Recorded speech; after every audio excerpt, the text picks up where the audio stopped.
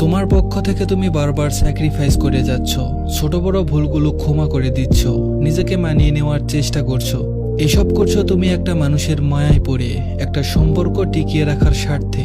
অথচ অপর পাশের মানুষটি এসবের কেয়ারই করছে না, তোমাকে বোঝার বিন্দুমাত্র চেষ্টা করছে না, বরং সে যেমন ছিল তেমনই আছে।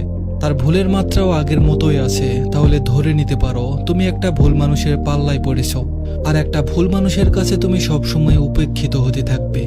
সচরাচর মানুষ ভুল করে একবার, বেশি হলে দুইবার, আর ভুল মানুষ ভুল করে বারবার। একটা মানুষকে 1 থেকে 2 বার ক্ষমা করা যায়, কিন্তু বারবার ভুল করা মানুষকে ক্ষমা করা যায় না। ভুল তো সেটাই যেটা অনিচ্ছাকৃত। ভুল মানুষগুলো ভুল থাকে ইচ্ছাকৃত। তারা মূলত ভুল করে না, উপেক্ষা করে, অবহেলা করে।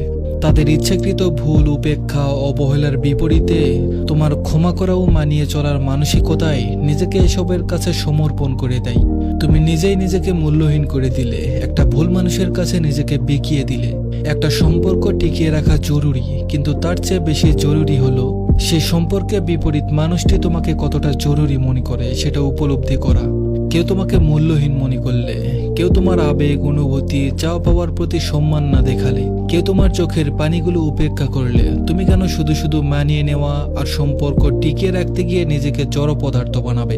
তুমি কেন নিজের সবকিছু ভুলে গিয়ে জেনে শুনে একটা ভুল মানুষকে আঁকড়ে ধরে বাঁচতে চাইবে?